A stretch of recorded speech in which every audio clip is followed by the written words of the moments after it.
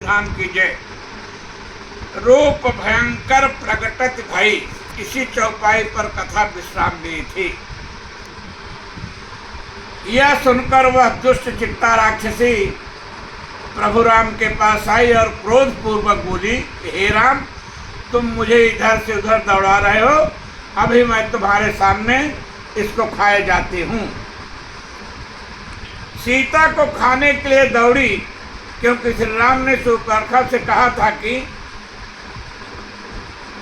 हे सुंदर, मेरी तो यह भार्या मौजूद है जिसको त्यागना असंभव है, इसलिए तुम मेरे लघु भ्राता से अपना निवेदन कर सकती हो।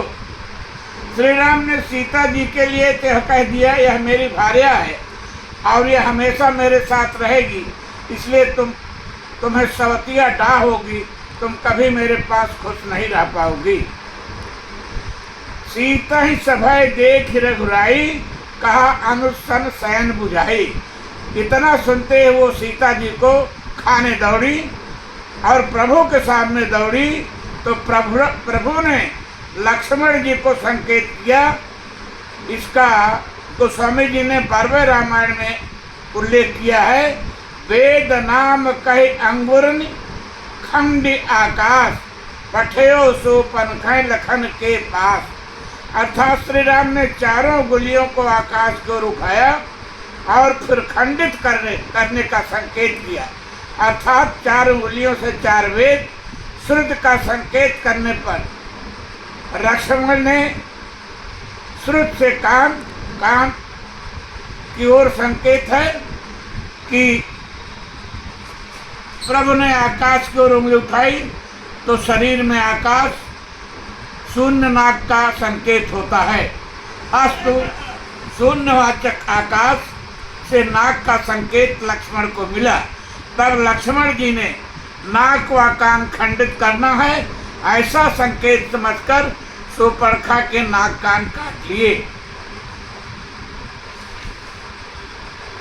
श्री राम आसुरी प्रवृत्तियों का नाश करने के लिए ही जंगल में आए थे। तमाम ऐसे लोगों से, और जैसे ही शूर्पणखा का नाक कान लक्ष्मण ने काटा तो भाग कर सीधे खरदूषण के पास गई। खरदूषण 14,000 राक्षसी सेना के साथ प्रभु पर आक्रमण कर दिया।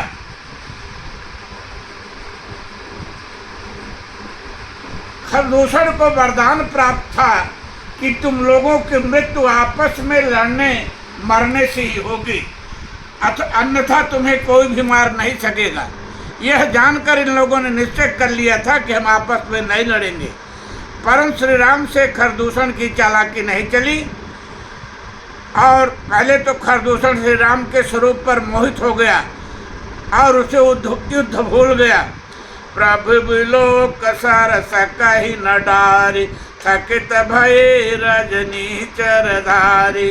सचिव बोले खरदूषण, यह कौन बालक नर भूषण। ना गय सुर नर मुनि जेते, देखे जिते हते हम केते। हम भरी जन्म सुनहु सब भाई, देखी नहीं अति सुंदरताई। यद्यप भगिनी कीन कुरूपा, बदलायक नहीं पुरुष अनूपा।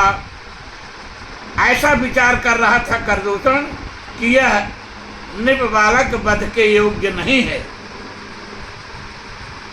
ऐसा कहकर प्रभु ने सबसे पहले अपने धनुष के टंकार से संपूर्ण राक्षसी सेना को बधिर कर दिया और फिर सभी राक्षसों को अपने समान मुख प्रदान कर दिया।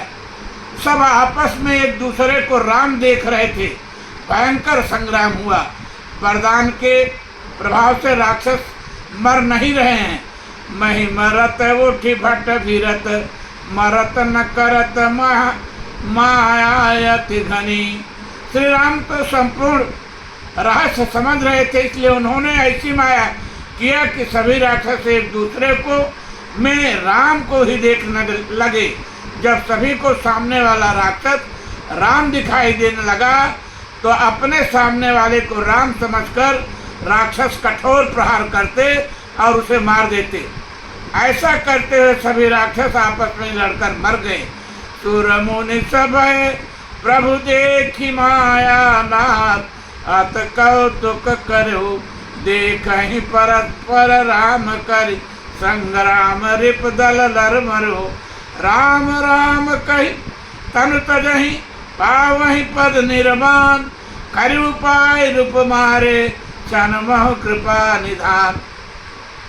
जब सुपर्णखा ने देखा कि खरदूषण तीसरा सहित 14,000 राक्षस सेना को अकेले श्री राम ने मृत्यु के मुंह में पहुंचा दिया तो वह सीधे भागकर रावण के पास गई। धुआं देख खरदूषण तेरा जाई सुपर्णखा रावण प्रेरा। रावण के पास पहुंचकर सुपर्णखा ने अनेकों प्रकार से उसको धिक्कारा और कहा लंकेश कहा से निज बाता के तव नासा कान निपाता। रावण के पूछने पर सुपर्णखा ने श्री राम का जो परिचय प्रस्तुत किया उसको वह आप देखें। अवध निपत दशरथ के जाए पुरुष सिंधु बन खेलन आए। समुझ परी मोहि उनके करनी रहित निशाचर करी हैं धरनी। जिनकर भुजबल पाई दशानन अभय भय विरचति मुनि कानन।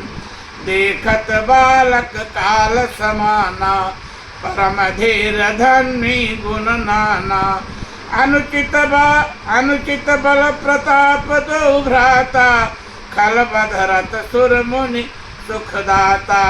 शोभा धाम राम यत नामा तिनके संग नारी एक श्यामा। रूप राशि विध नारी समारे रति सत कोटिता सुबलिहारी। तासु अनुज काटे श्रुति नाथा सुनितो भगिन करहि परिहासा।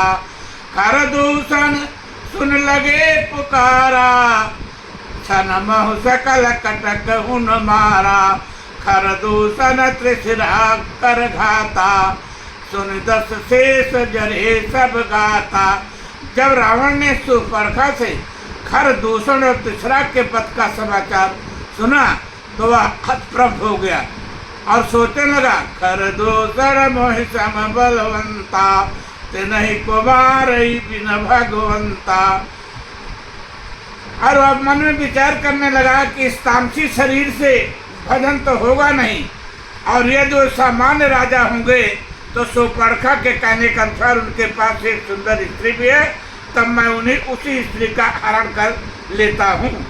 सुर रंजन भंजन मही भारा जो भगवंत लीन अवतारा। तो मैं जाई बैरुहट करी हूँ प्रभु सन प्राण तजे भव तरहूँ। तो मैं जाई बैरहट करहूँ प्रभु सन प्राण तजे भव तरहूँ। होई भजन तामस देहा मन क्रम वचन मंत्र दृढ़। जो नर रूप भूप सुत को हरिह नारी जे तरन दो। यह सोचकर वह श्री राम को ब्रह्म, कभी उसको नींद नहीं आ रही थी, कभी वह राम को ब्रह्म मान रहा था और कभी साधारण राजा मान रहा था। इसी में वह उलझा हुआ था, कोई निर्णय नहीं कर पा रहा था। लेकिन उसने विचार किया कि चलकर देखना चाहिए कि असलियत क्या है। फिर रावण का मन सुपर्णखा के इस बात की ओर भी गया कि पुरुष सिंध बन खेलन आए तो क्यों न शिकार की व्यवस्था करके चला जाए। ऐसा विचार कर अपनी योजना को मूर्त रूप देने के उद्देश्य से प्रभात होते ही अकेले लंका से अपने मामा मारीच के आश्रम की ओर चला। मारीच उस समय निराकार ब्रह्म की समाधि में रमे हुए था। बस अब यहीं पर कथा विश्राम लेगी। ओम भवानी धाम की जय।